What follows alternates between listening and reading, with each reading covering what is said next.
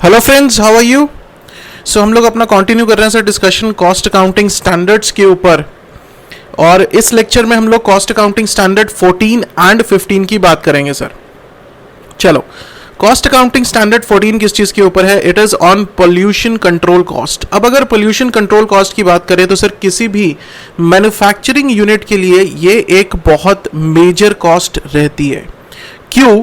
क्योंकि जो फैक्ट्रीज हैं, जो मैन्युफैक्चरिंग यूनिट्स हैं, ऑब्वियसली जब आप कुछ मैन्युफैक्चर करोगे तो उसमें से वेस्ट भी मैन्युफैक्चर होगा। अब उस वेस्ट को किस तरह से ट्रीट करना है, अगर नहीं करते तो क्या होगा? एयर पॉल्यूशन होगा, वाटर पॉल्यूशन होगा। ये दो मेन सोर्सेज हैं सर, ठीक है। ये दो मेन जो पॉल्यूटेंट्स हैं वो रहते हैं, air pollution and water pollution due to manufacturing of the various goods, ठीक है। तो अब उस चीज को किस तरह से कंट्रोल किया जाए, क्योंकि गवर्नमेंट के बहुत स्ट्रिक्ट रूल्स एंड रेगुलेशंस हैं इसके ऊपर, उनको भी अबाइड बाय करना है।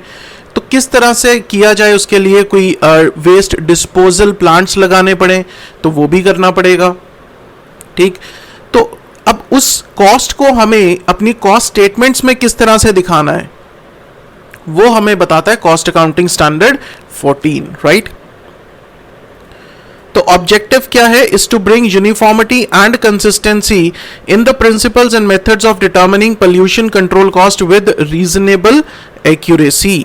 तो स्कोप है। डेफिनेशंस के बारे में अगर बात करें, एयर पॉल्यूटेंट क्या है? वो कहता है कोई भी ऐसा सॉलिड, लिक्विड या गैसियस सब्सटेंस जो कि नुकसानदायक हो सकता है ह्यूमन बींग्स के लिए एंड अदर लिविंग क्रिएचर्स के लिए, विच मे और tend to be injurious to the human beings और अदर लिविंग क्रिएचर्स और प्लांट्स और प्रॉपर्टी और इन्वायरमेंट।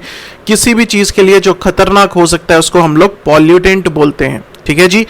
और उसके बाद अगर पॉल्यूशन की बात करें, pollution is the presence of that pollutant, ठीक है ना। पहले हमने कहा पॉल्यूटेंट क्या है, कैसा सब्सटेंस है, चाहे वो सॉलिड स्टेट में है, चाहे वो लिक्विड स्टेट में, चाहे वो गैसियस स्टेट में है, कि जिससे नुकसान हो सकता है। और अगर वो पॉल्यूटेंट, अगर वो सब्सटेंस हमारे इन्वायरमेंट में प्रेजेंट है तो उसको हम लोग पॉल्यूशन बोलते हैं। चाहे वो एयर पॉल्यूशन है, चाहे वो वाटर पॉल्यूशन है, तो उसको हम लोग पॉल्यूशन बोलते हैं, ठीक है जी। चलो आगे चलते हैं। Environment क्या है? Environment includes water, air and land and interrelationship of these three things plus and the human beings, other living creatures, plants, microorganisms and property, सब चीजें मिलाकर क्या बनता है? हमारा environment बनता है। Water, air, land, उसके अलावा human beings, living creatures, plants, microorganisms and the property, right? So environment pollutant क्या है? फिर से वही चीज, पॉल्यूटेंट क्या है sir? Existence of any solid, liquid, gaseous particle, environment में प्रेजेंस उसकी, और पोल्यूशन है अगर प्रेजेंट है तो उसको हम लोग पॉल्यूशन बोलते हैं। इम्प्यूटेड कॉस्ट हमें पता है sir. Pollution control, pollution control means the control of emissions and the effluents into the environment, कि कंट्रोल करना कि जो भी हमारी वेस्ट है, कोई इमिशंस हैं जो इन्वायरमेंट को नुकसान कर सकते हैं, उनको हम लोगों ने इन्वायरमेंट में जाने से रोकना है। It constitutes the use of material, process or practices to reduce, minimize or eliminate the creation of pollutants or the waste। कहता फैक्ट्री के अंदर जब आप कोई गुड्स मैन्युफैक्चर कर रहे हो या कोई भी ऐसी एक्टिविटी कर रहे हो जिससे हमें लगता है कि पॉल्यूशन फैल सकता है, तो उसको काउंटर करने के लिए हमें कोई मटेरियल यूज करना है या कोई प्रोसेस यूज करना है, कोई प्लांट यूज करना है, कोई ऐसी प्रैक्टिसेस यूज करनी है जिससे कि जो पॉल्यूटेंट्स हैं या वेस्ट है वो कम से कम हो या हो ही ना, ठीक है। मिनिमाइज, रिड्यूस या एलिमिनेट, उसको खत्म कर सके हम लोग। सर प्रैक्टिकली देखा जाए तो खत्म होता नहीं है, but yes through alternative procedures we can reduce it, we can minimise it. It includes practices that reduce the use of toxic or hazardous materials, energy, water and other resources. Production overheads, so indirect cost ये तो sir पता ही है हमें। Soil pollutant क्या है? जो soil में present होते हैं। सॉइल पोल्यूशन क्या है? अगर वो प्रेजेंट है तो that calls a pollution. Water pollution, water के बारे में जैसे एयर पोल्यूशन पढ़ा था, सॉइल पोल्यूशन है, वाटर पोल्यूशन है। So all these things are there. So ये तीन चीज़ें हैं सर जिसको सबसे ज़्यादा इम्पैक्ट करती है मैन्युफैक्चरिंग वेस्ट जो है, या हम लोग बोलते हैं कोई भी हैजार्डस केमिकल्स निकल रहे हैं वहाँ से, तो वाटर, एयर एंड सॉइल, इन तीन चीज़ों को सबसे ज़्यादा इम्पैक्ट करती है। अब इसको कंट्रोल करने के लिए जो कॉस्ट होती है उसको हम लोग बोलते हैं पोल्यूशन कंट्रोल कॉस्ट, चाहे उसके लिए कोई मटेरियल यूज करना है स्पेशल, कोई प्रोसेस ऐसा फॉलो करना है जिससे हम लोग उसको कम कर सकें, कोई प्लांट नया लगाना है जिससे हम लोग कम कर सकें उसको. So all these things are included in the pollution control cost. ठीक, तो प्रिंसिपल्स ऑफ मेजरमेंट क्या कहते हैं कि किस तरह से हमने पोल्यूशन कंट्रोल कॉस्ट को मेजर करना है. पोल्यूशन कॉस्ट, पोल्यूशन को कंट्रोल करने की जो कॉस्ट है उसको हम लोग किस तरह से मेजर कर सकते हैं. So pollution control cost shall be the aggregate of the direct and the indirect cost relating to the pollution control activity. Sir उस एक्टिविटी से रिलेटेड जितनी भी डायरेक्ट इनडायरेक्ट कॉस्ट है, जितना भी खर्चा हो रहा है सर पॉकेट से, वो सारा के सारा आपका पॉल्यूशन कंट्रोल कॉस्ट में इंक्लूड किया जाएगा. ठीक है. Cost of pollution control which are internal to the entity should be accounted for when incurred. कहता अगर तो pollution control का जो खर्चा है वो within the entity ही हम लोग उसको manage कर रहे हैं, which are internal to the entity, तो उसका जो प्राइस है, उसकी जो कॉस्ट है, किस तरह से आइडेंटिफाई करेंगे. जितना खर्चा हुआ that is the actual when जब incur किया वो हमारी कॉस्ट हो जाएगी. Right. They should be measured at the historical cost of resources consumed. मतलब क्या सर कि जो रिसोर्सेज हम लोगों ने कंज्यूम किए पोल्यूशन को कंट्रोल करने के लिए, विद इन द एंटिटी ही हमने रिसोर्सेज यूज किए जो अवेलेबल थे, तो उसकी जो हिस्टोरिकल कॉस्ट है, उसकी जो पीछे कॉस्ट थी, पुरानी कॉस्ट थी जब लिए थे रिसोर्सेज, तो उसी कॉस्ट पे हम लोग उसे मेजर करते हैं. ठीक. अगला, the future remediation or the disposal cost which are expected to be incurred with the reasonable certainty as a part of onerous contract or the constructive obligation legally enforceable shall be eliminated and accounted based on the quantum of pollution generated in each period and associated cost of remediation or disposal in the future. Sir कहना क्या चाह रहा है. कहता कि आज कोई ऐसा एक्शन है, आज कोई ऐसा पॉल्यूटेंट है या ऐसा ही कोई आपकी एक्टिविटी है कि जिससे वेस्ट निकल रही है, आपको ये पता है कि फ्यूचर में आपको इसको इसकी रेमेडी प्रोवाइड करनी है, इसको डिस्पोज करना है, तो फ्यूचर में ऐसा एक्शन लेना है आपको to dispose of that waste. ठीक, ताकि जो इन्वायरमेंट है, वाटर है, एयर है, उसको नुकसान ना हो. अगर आप उसको रीजनेबल सर्टेनिटी के साथ आइडेंटिफाई कर सकते हो कि इस वेस्ट को डिस्पोज करने के लिए मेरा कितना पैसा लगेगा, ठीक है, तो ये उस चीज में वो बता रहा है. इस पॉइंट में उसने ये बात की, it will form a part of your pollution control cost. अगर आप उसको रीजनेबली सर्टेनिटी के साथ उसको फाइंड आउट कर सकते हो. राइट. अगला पॉइंट, अगला क्या कह रहा है, कंटीजेंट फ्यूचर रेमेडिएशन और disposal cost. Sir contingent remediation और डिस्पोजल कॉस्ट का क्या मतलब है कि कोई ऐसा वेस्ट है, आपको कोई एक्शन लेना है फ्यूचर में, इन द कमिंग फ्यूचर आप लोगों को कोई एक्शन लेना है उसको डिस्पोज ऑफ करने के लिए, लेकिन आप लोगों को सर्टेनिटी के साथ नहीं पता कि उसको डिस्पोज ऑफ करने के लिए कितना खर्चा होगा. राइट. That is contingent. हमें नहीं पता, हमें यह पता है कि खर्चा होगा, कितना होगा सर हमें नहीं पता. ठीक है. तो क्या कहता है, shall not be treated as cost until the incidence of such cost become reasonably certain and can be measured. कहता है जब तक आपको सर्टेनिटी नहीं हो जाती कि इसका क्या एक्शन लेना है, उसके हिसाब से कितना खर्चा होगा, जब तक आपको इस चीज की सर्टेनिटी नहीं हो जाती तब तक आप लोग इसे अपनी पोल्यूशन कंट्रोल कॉस्ट में नहीं ले सकते. यहां पर 5.3 में क्या कहा था उसने कि अगर सर्टेनिटी के साथ आप लोग उसे आइडेंटिफाई कर सकते हो तो आप लोग उसे कॉस्ट में लोगे, लेकिन यहां पर वो कहता है कि अगर कंटीजेंट है, अगर आप लोग अभी सर्टेन नहीं हो कि क्या होगा, तो आप लोग तब तक उसको अपनी पोल्यूशन कंट्रोल कॉस्ट में नहीं लोगे जब तक आपको श्योर नहीं हो जाता. ठीक है.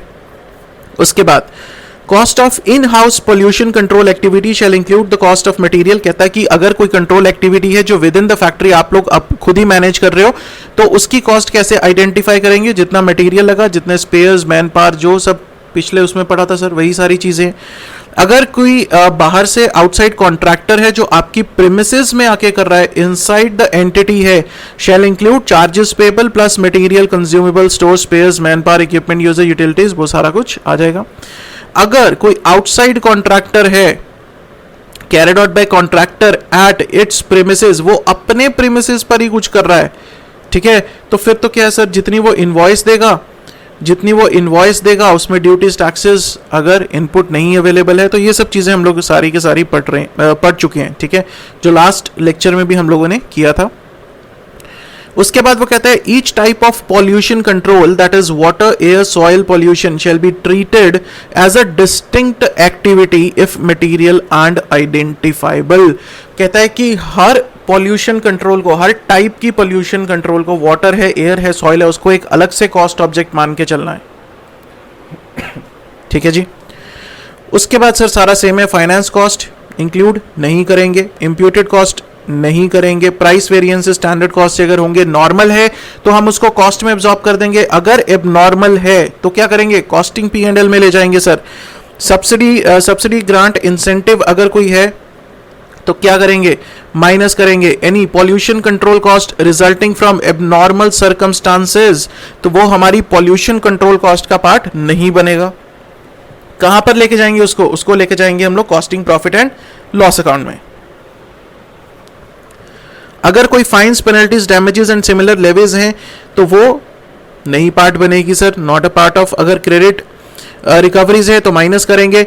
रिसर्च एंड डेवलपमेंट कॉस्ट है सर, वो कहता है कि अगर कोई आपने रिसर्च एंड डेवलपमेंट किया है to find out the equipments की हम लोग किस तरह से कोई ऐसे प्रोसेस बनाने के लिए, ऐसे प्रोडक्ट्स के लिए कि जिससे हम लोग पोल्यूशन जो है उसको कंट्रोल कर सकते हैं, तो वो रिसर्च एंड डेवलपमेंट कॉस्ट आपकी पोल्यूशन कंट्रोल कॉस्ट का पार्ट नहीं बनेगा। तो किसका बनेगा, वो बनेगा आपकी रिसर्च एंड डेवलपमेंट कॉस्ट का पार्ट, ठीक है। चलो सर, बाकी सारा के सारा सेम है जो हम लोग पहले से करते आ रहे हैं, पिछले जितने भी CAS किए हैं सर उसमें सब कुछ यही चीजें लिखी है। डिस्क्लोजर में क्या कुछ डिस्क्लोज करना है, सारा कुछ कॉमन है सर, वही चीजें। आपको बेसिक समझ में आना चाहिए कि बेसिक जो कॉस्ट अकाउंटिंग स्टैंडर्ड है वो क्या रहा है, ठीक है ना।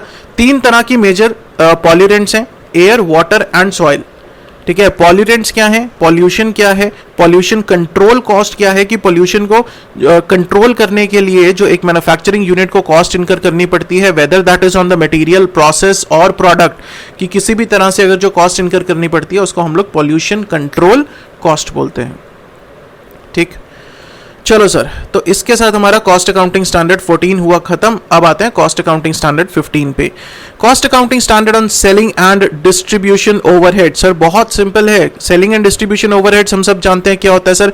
एक प्रोडक्ट जब आपने मैन्युफैक्चर कर लिया तो उसको बेचने के लिए भी कोई ना कोई खर्चा तो करना पड़ेगा। आपको एडवर्टीजमेंट करनी पड़ेगी, आपको मार्केटिंग करनी पड़ेगी, अपने गोडाउन से लेकर जो हमारा बायर है उसके गोडाउन तक सामान पहुंचाने के लिए कोई डिस्ट्रीब्यूशन एक्सपेंसेस भी करने पड़ेंगे, ट्रांसपोर्ट के ऊपर खर्चा करना पड़ेगा, तो सब कुछ ये चीजें करनी पड़ेंगी, ठीक है, right. All these things are included in the selling and distribution overheads. तो ऑब्जेक्टिव्स को वही है सर, डेफिनेशंस वही है सर, कोई ज्यादा उसमें फर्क नहीं है। मार्केटिंग ओवरहेड्स पता ही है हमें, सेलिंग ओवरहेड्स में क्या कुछ आता है सर पता ही है हमें। प्रिंसिपल्स ऑफ मेजरमेंट में आते हैं। Selling and distribution overheads shall be the aggregate of the cost of resources consumed in selling and distributing activities of the entity. Product को बेचने के लिए प्लस प्रोडक्ट को एक जगह से दूसरी जगह पर ट्रांसपोर्ट करने के लिए, डिस्ट्रीब्यूट करने के लिए जो भी खर्चा आएगा वो आपकी सेलिंग एंड डिस्ट्रीब्यूशन कॉस्ट का पार्ट बनेगा। The cost of resources procured from outside, कहता है कि ये जो कॉस्ट ऑफ रिसोर्सेज अगर बाहर से प्रोक्योर करते हो, सपोज करो कि आपने डिस्ट्रीब्यूशन करनी है, तो डिस्ट्रीब्यूशन के लिए क्या होगा सर, डिस्ट्रीब्यूशन के लिए ट्रांसपोर्ट सर्विसेज लोगे।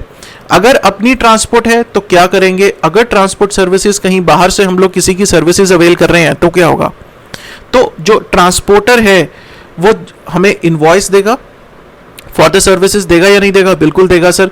तो उस इनवॉइस पे हम लोग उसे वैल्यू करेंगे, invoice price plus the taxes if the input credit is not available plus other duties और अदर एक्सपेंसेस डायरेक्टली एट्रीब्यूटेबल।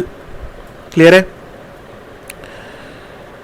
चलो सर, उसके बाद वो उसने एक चीज और बोली यहां पर, वो कहता है जो पोस्ट सेल सर्विसेज है, जो पोस्ट सेल कॉस्ट है, जैसे कि हम लोग कोई चीज बाय करते हैं तो उसकी पोस्ट सेल सर्विसेज होती हैं, सपोज रेफ्रिजरेटर हो गया, एसी हो गया, ठीक है, तो कहता है उसकी कॉस्ट हम लोग क्या करेंगे, that is also selling and distribution cost ना, राइट। एक प्रोडक्ट को बेचने के लिए मैं कहता हूं कि मैं आपको 2 साल की सर्विसेज दूंगा, ठीक है, एक दूसरी कंपनी जो है वो कहती है मैं अपने प्रोडक्ट को बेचने के लिए आपको 3 साल की पोस्ट सेल सर्विसेज दूंगा, right. So this is what, this is selling and distribution cost only.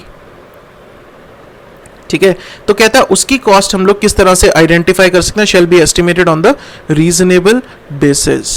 कहता है उसका कोई रीजनेबल बेसिस पे ही आपको उसको एस्टिमेट करना पड़ेगा।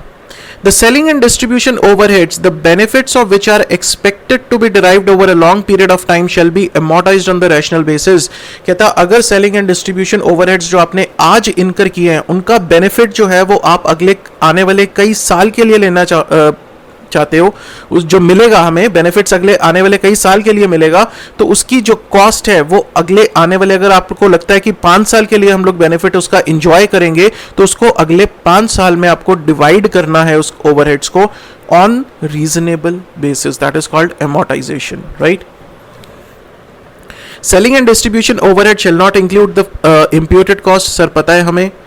Cost of after sale service provided in terms of sale agreement for a class of transaction shall be determined on the rational and scientific basis net of any recovery।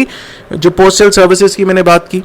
Subsidy grant है sir, minus करेंगे, normal cost है, costing P&L में जाएगी, इसका part नहीं बनेगी। Any demurrage और retention charges shall not form the part of selling, penalties damages हैं वो भी इसका पार्ट नहीं बनेंगे। क्रेडिट एंड अगर क्रेडिट एंड रिकवरीज हैं तो उसको हम लोग माइनस करेंगे, shall be deducted. Any change in the cost accounting principles, वही चीजें हैं, असाइनमेंट ऑफ कॉस्ट भी वही चीज है सर, प्रेजेंटेशन है, डिस्क्लोजर्स है, सारा का सारा कुछ जो भी चीजें हैं हमने उसको डिस्क्लोज करना है। इफेक्टिव डेट क्या है, 1 अप्रैल 2013।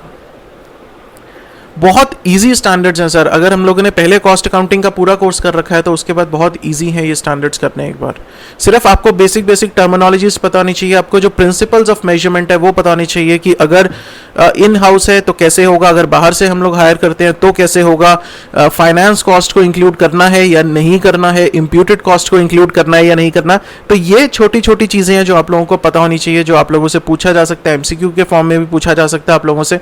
तो ये सारी की सारी चीज़ें आप लोगों को छोटी छोटी चीज़ें जो है वो पता होनी चाहिए, ठीक है जी।